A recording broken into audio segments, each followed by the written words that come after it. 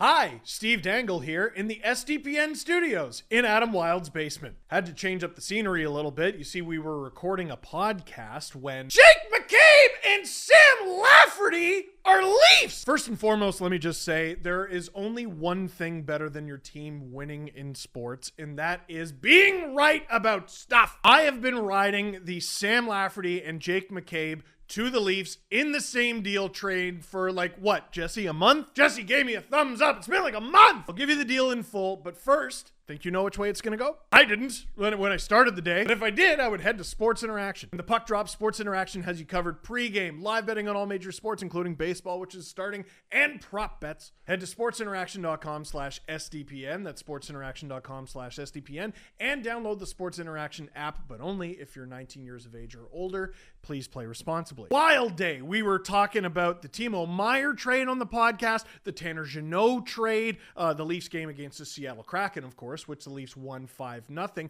And we interviewed Eric Lindros live in studio, sitting right there for about an hour, which we're going to upload as its own episode tomorrow because it was so long and so good. And when we were already recording a way too long podcast, this trade breaks, and it is as follows. The Toronto Maple Leafs received Jake McCabe, retained at 50% salary, forward Sam Lafferty, Chicago's 5th round pick in 2024, conditional, Chicago's 5th round pick in 2025, conditional. How do the Leafs get 2 picks out of this? We're not done. What does Toronto give up? We talked about this live on the show. Maybe we can even get the clip.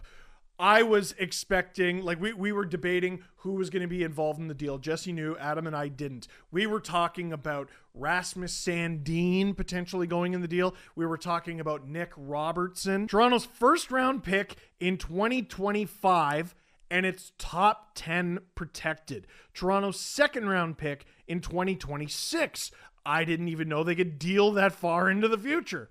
Joey Anderson and Pavel Gogolev. Dude, I gotta say, it's a heist. I'm thrilled as a Leaf fan. Masterclass from Kyle Dubas. It's not just this trade, it's O'Reilly and Achari as well. Kyle Dubas managed to add Ryan O'Reilly, Noel Achari, Jake McCabe, and Sam Lafferty to the team without taking a single player off the roster, without trading a single prospect that I'm worried about, frankly. Kale Abramov, Pavel Gogolev, will they turn out? I hope they do. Fill their boots. Joey Anderson, I am sad about. That's an everyday NHL player. It's just the Leafs didn't have the space. I think he's going to play the rest of the season every day for the Chicago Blackhawks. He's going to be good. That's a good young player. No Fraser Minton. No Topi Niemela, no Roni Hirvonen, no Matthew Nyes, no Nick Robertson, no Rasmus Sandin. None of the guys we were worried about have been traded in either of these deals. What about the 2025 pick? What if the Leafs fall off a cliff? What if? You can't live your life that way. And beside, the pick is protected. It's top 10 protected. Let's say in 2025, the Leafs are an absolute disaster. They don't even make the playoffs, and they end up winning the draft lottery despite not having the pick, and it's 1st, 2nd, or 3rd. Because it's top 10 protected, the Leafs get that pick. The only concern is then that pick slides to 2026, and if I'm not mistaken, it's unprotected at that point. It is 2026! We're trying to win a cup now in 2023, and the Leafs are closer to doing that today than they were a few days ago. A few days ago, they didn't have Jake McCabe on their back end. They didn't have Sam Lafferty up front, or Noel Achari up front, or Ryan O'Reilly up front, and his Conn Smythe win. He's not having a very good season, but he already has a hat trick as a Leaf. He has more hat tricks in Buffalo as a Leaf than he did as a Sabre. Goofy, stupid, ridiculous, and I love it. Now, I know what you're thinking when it comes to the salary cap. Steve, can the Leafs afford this deal? And the answer is kinda. Frank Saravalli theorized about this on Twitter, and we got some interesting perspective. He says, connecting the dots on Leafs cap after the McCabe and Lafferty deal.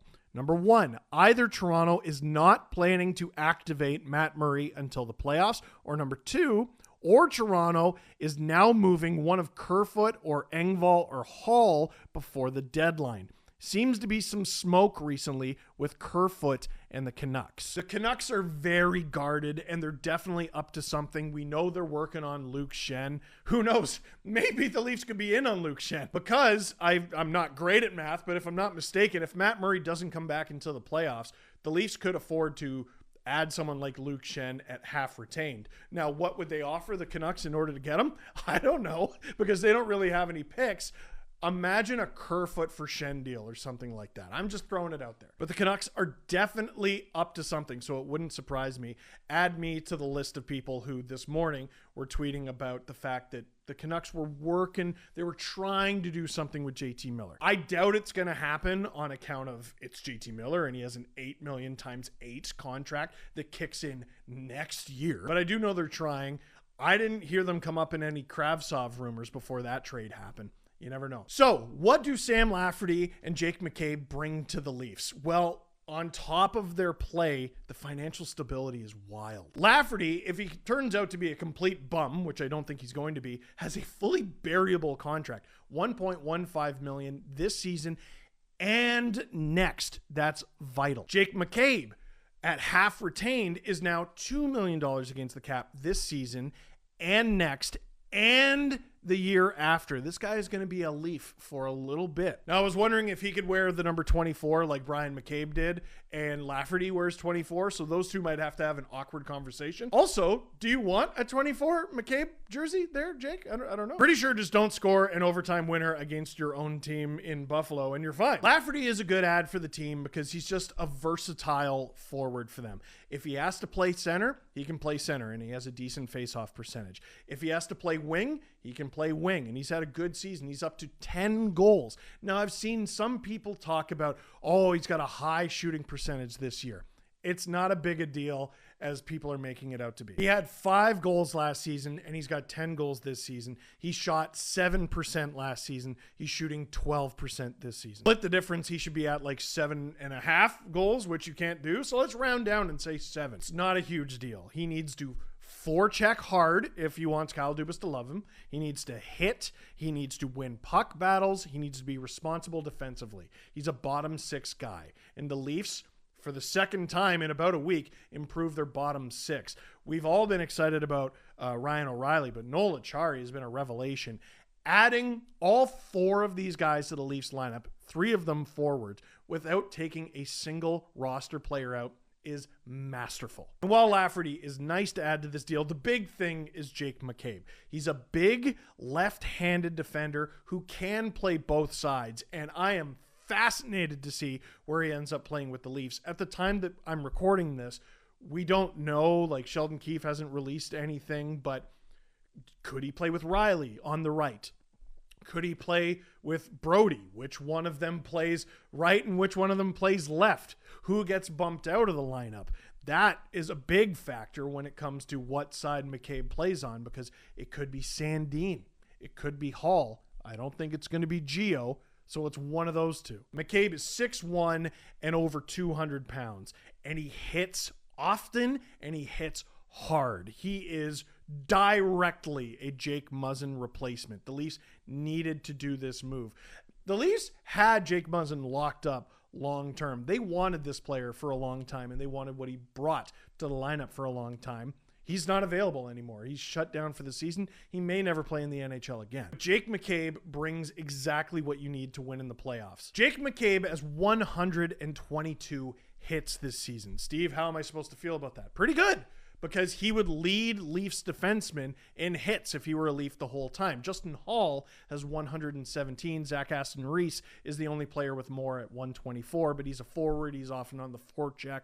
All that stuff that you love out of a fourth liner. Well, what about blocking shots? You need to block shots to win a Stanley Cup. I got great news for you. Mark Giordano, who just set the shot block record, leads the Leafs with 115 blocks this season. Jake McCabe, 115 blocks this season. There was a play against the Leafs recently that I highlighted in my LFR video, you might remember, where he just calmly guides Nylander into the boards, doesn't have to crunch him, didn't need to, steals the puck off him, advances the puck up the ice, and the Blackhawks got a goal out of it, and McCabe got an assist. This isn't just a wall. This isn't just a battering ram. This is a player who is good at both ends of the ice, and he's going to need to be, because I don't know if you know this, hockey is played at both ends. The Leafs in recent years have gotten away from getting these designated guys, like getting designated toughness or a designated hitter. You need complete players. Ryan O'Reilly is a complete player.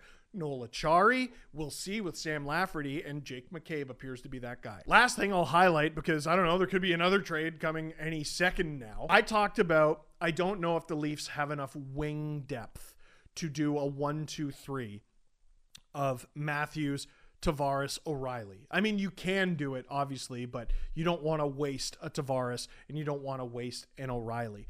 I wonder if the Leafs would do something like Kerfoot, O'Reilly, Lafferty. It still it feels like it does lack a little something, but the Leafs got way deeper up front. Again, they added 3 forwards without taking anyone off the roster. And they got Jake McCabe, who is going to be an important part of the team, both of them next year, and Jake McCabe for the next 2. And having him at just $2 million, that cost control is going to be a huge deal, because who needs a new contract before McCabe's contract is up? Austin Matthews needs one. William Nylander needs one. That's going to be a big factor for the Leafs. Dubas gets some cost certainty on this team. Every single defenseman for next season, Jesse Blake pointed this out, is signed except for Justin Hall. Dude, that's absolutely fantastic work. It's a move that is good regardless of whether or not the Leafs do anything in these playoffs. You're going to roll your eyes at that. I think it gives them a much better shot at winning in the playoffs, but these are moves that are going to help the Leafs succeed next season and the season after. It's a great trade, man. It's a great trade. If you're holding on to draft picks for dear life, I don't know what you're doing. I don't have some fun, man. Look at the Lightning. They gave up 6 things for Tanner Jeannot. He has 5 goals. They gave up more assets than Jeannot has goals. But we believe them because they acquired Barclay Goodrow, who only had 8, and then they won back-to-back cups. It's an arms race in the East. And basically no one has been more active in that arms race than the Leafs. Until the Rangers trade for Patrick Kane, then probably them more than the Leafs. But the Leafs are right in it. The deadline is Friday. I can't even wrap my head around the idea that the Leafs and the league may not be done. So, that is it. I hit the microphone for this one. Thank you very much for watching. Click like if you like this video. Click subscribe if you really liked it. Tell all your friends. Jesse, you got some? Go Dubas. Go do no. No. Go Leafs. Go Leaf bis. Let's go Dubas. Let's go Leafs.